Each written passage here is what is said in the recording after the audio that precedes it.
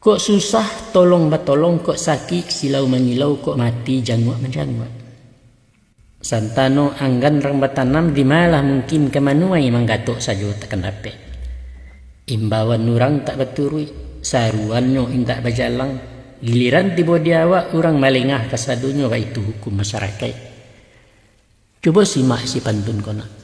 Sarami-rami rang dibalai anak rajo kalalujo. Sasampi-sampi bangkalai masyarakat di Sambiajo. Mangkunya sanang hati ayah nak pandai berkisah di narumi. Walau baalah kasampinya orang banyak dipertenggangkan.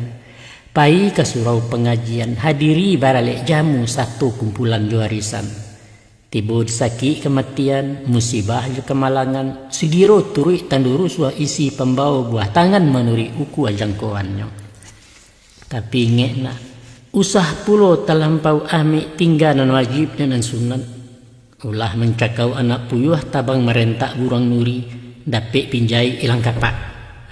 Dan bak pituah dek nantuo babuek bayak padu-padui babuek buruak sekali jangan.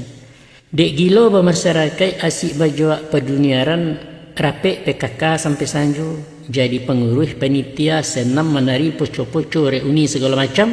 Sehingga ko anak lah bak katu anak di rumah centang perenang laki pulang banasinda siko asa pangkawalanya piak goyang kabinet rumah tanggo. Itu namanya mati karancaan. Usah jangan itu. Biasa-biasa salah.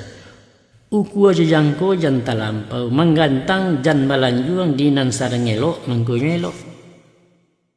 Dan bak pituah dek nantuo baalah nggaran pituahnya. Pakailah sipai parian, sipai parian. Kapai madok kapulang madok kapai sama diagak keduanya. Paham kau nak? Paham Mamboya. Bakat orang cajak pandai pakar nan ahli di bidangnya. Katanya, tanpa niat kejahatan bisa terjadi apabila ada kesempatan. Atau ungkapan orang awak. Ijanlah kucing disalahkan nyampang ke samba disantuang nga ulah periwak yang tersimbah. Mau kasihnya ya? Aku tapasiannya. Contoh, orang bataduah di dangau tinggal basuo baju tersangkui bapitih pulau di sakunya. Nindak taragu pekia panjang nyo semba barang-barang tu digungguang dibawa pulang. Tak ada niat nak mencilok, tapi dia basuo kesempatan beliau jadi rang pamaliang. Sabaliaknya pulau. Orang singajo pai maliang nyo kalua bakalam-kalam bajalan mando-ando.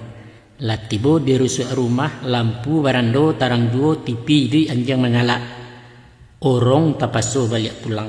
Batal terjadi curi maliang ulah tak ada kesempatan. Itulah sebab karenanya de orang tu siswa. Arih jobala kemaimpo inge musibah keterjadi maka dipintehlah sebelum lanjut dicari sebelum hilang. Mungkaswinya? Ditutui segala kesempatan peluang terjadinya kejahatan. Umpama? Dibuat aturan dalam kampung supaya sekalian anak bujang ikut saratu nama rando diwajibkan lalu di surau. Gunanya? Gunanya mencegah antisipasi mengambil ruang kesempatan asa muasar kejahatan sesuai ajaran syarak kaidah di usul fikih, yaitu menghindarkan kemudaratan lebih diutamakan dari mencapai kemaslahatan. Surau adalah karantina. Pemuda anak remaja baitupun nan duda anak begini dihimpun lalu di surau di bawah kendali Paripaka.